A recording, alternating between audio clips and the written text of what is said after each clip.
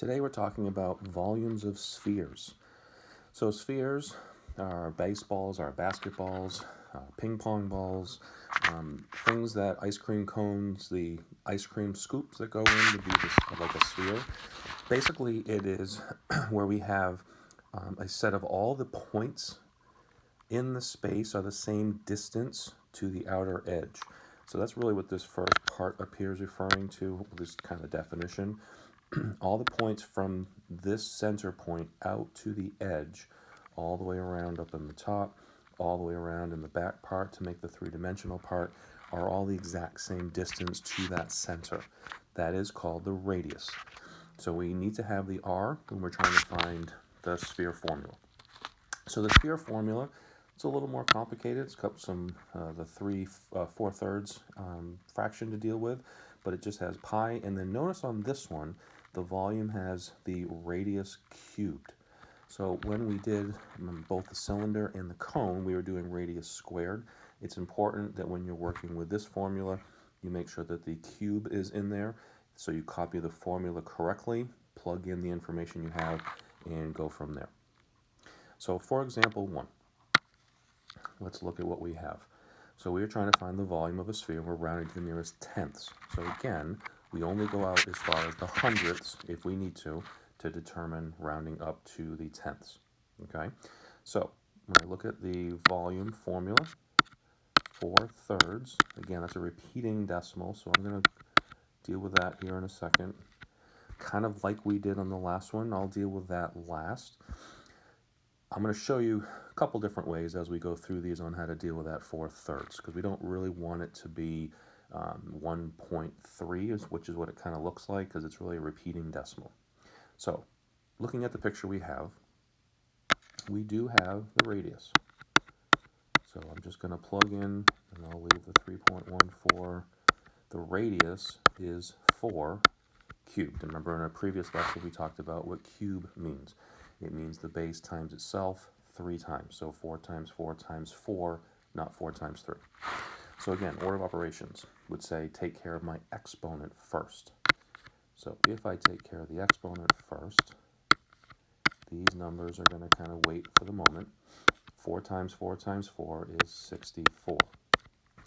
Now, dealing with that 4/3, definitely we could plug it into the calculator as long as we put it in correctly and do 4 divided by 3 first to get the 1.3 all the way across as a repeating decimal. Or, here's what we could do. What we also can do is we can take and multiply the 4 times 3.14 times 64. And then once I get that total, divide by 3 last. So that's what I'm going to do on this one. So what I'm going to do is I'm going to take, and using my calculator, 4 times 3.14 times 64, which is 803.84, then divide by 3.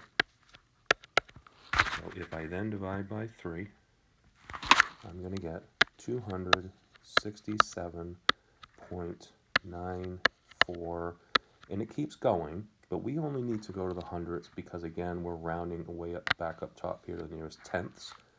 So I'm going to use that 4 to determine if it's going to go up or not. It's not going to make it go up because it's less than 5. So the volume is just 267.9. And we always include our labels. In this case, the labels were in centimeters and cubed. So cubic centimeters or centimeters cubed. Okay, moving on to the second one. So now we want to talk about finding the radius if we're given the volume. So in this picture, we don't have the radius.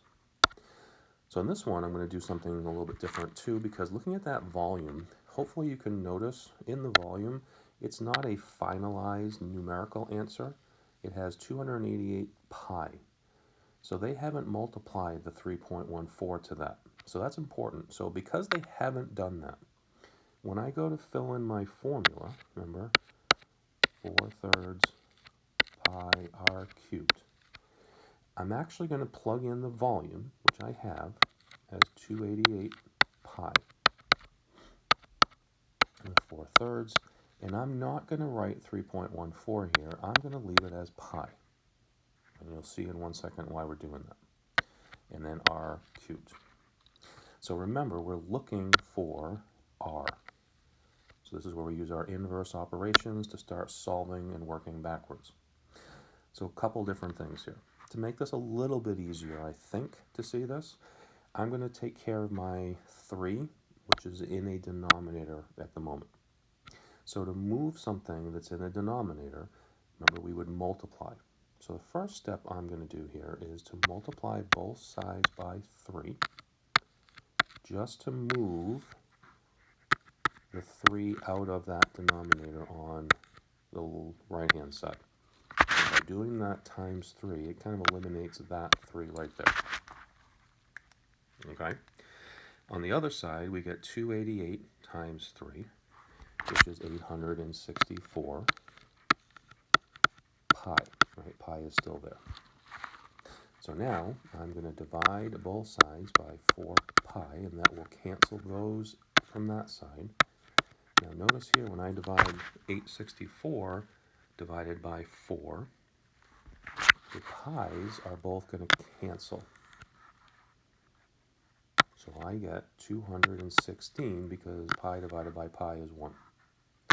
So I get 216 equals r cubed. Now remember, r cubed, the inverse of cube is cube root.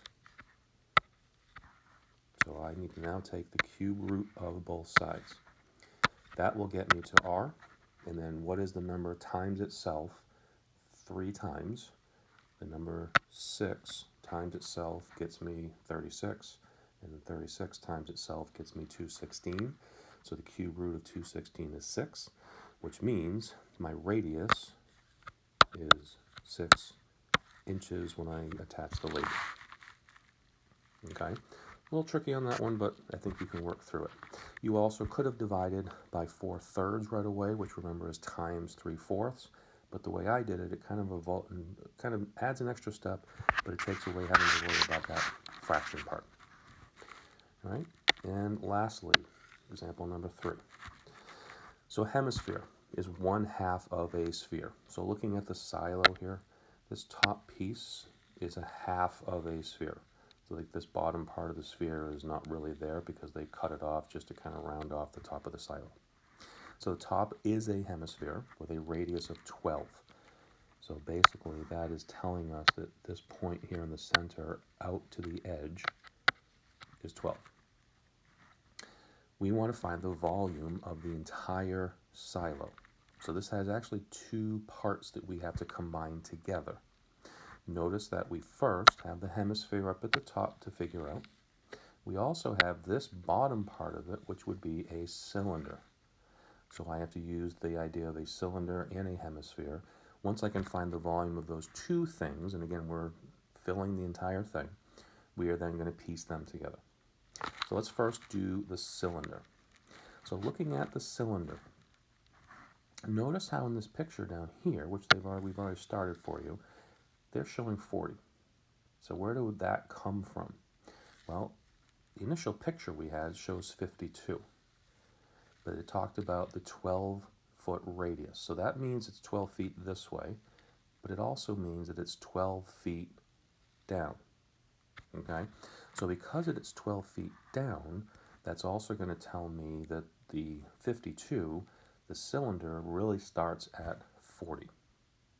Okay? That's where the 40 is coming from. So, volume of a cylinder.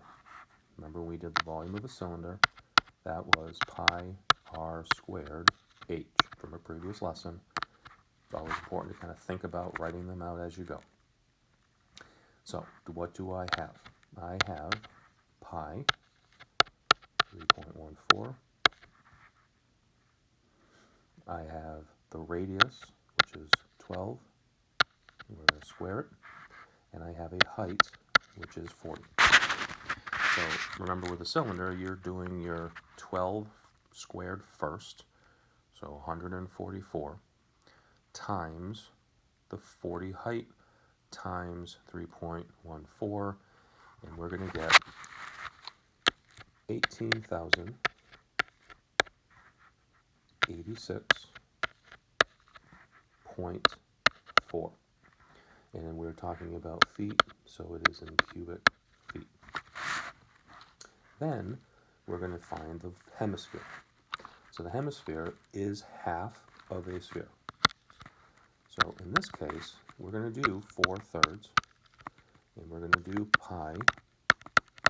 We have a radius of 12, and notice that it's cubed, but we're also going to add out in front here 1/2, because we're finding half of the sphere.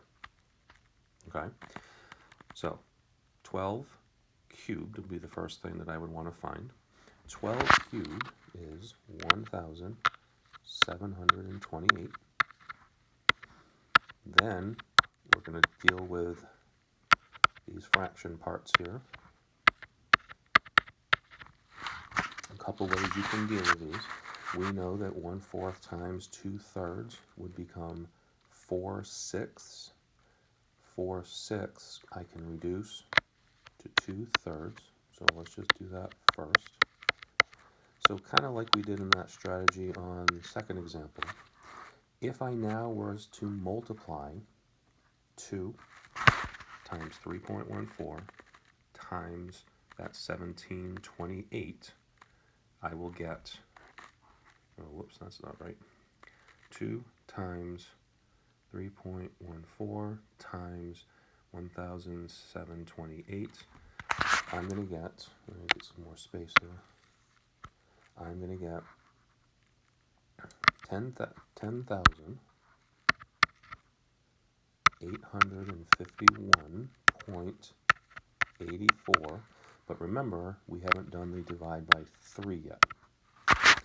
And then once I divide by 3, I get 3,617.28. So the volume, and I should have been carrying these down, which I apologize, for the half of a sphere, or the hemisphere, is 3,617.28. Now again, we wanted to know the entire silo, so again, we're adding those two parts together. So if I was to add the 18,086.4 to the 3,617, the volume is going to be 21,703.68 cubic feet. So the entire silo is 21,703.68 cubic feet. So hopefully this one is another pretty simple one. It's got some complicated parts of the formula, but it's a matter of making sure you know what information is going in. You have the correct formula, and you just kind of follow the steps with your correct order of operations.